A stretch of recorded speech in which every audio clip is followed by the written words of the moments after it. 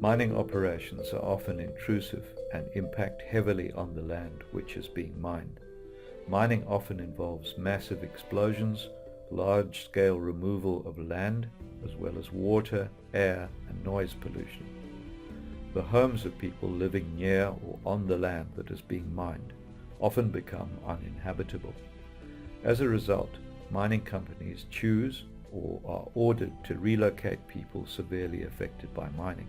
There are no South African guidelines that speak directly to the relocation of households and compensation for loss of agricultural land. However, environmental law requires that mining companies research and consult with affected parties in order to identify the social impacts of mining operations, which would include any resettlement that must occur. The mining company must then produce a plan which shows how it intends to deal with the relocations.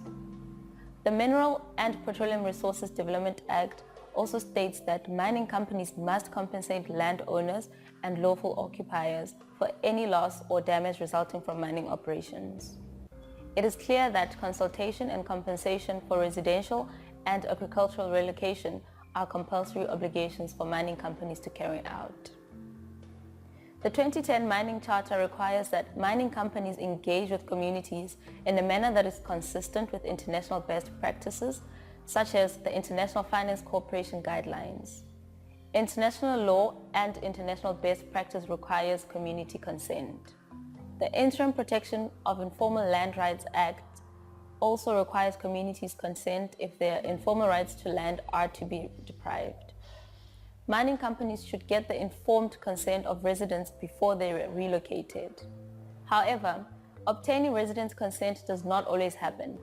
Residents are often coerced into relocation agreements, which does not constitute free, prior, and informed consent. They feel that they cannot stop mining from happening on or near the land. Therefore, they often accept low compensation and do not resist being resettled. When residential relocation is necessary, grave relocation is often necessary as well.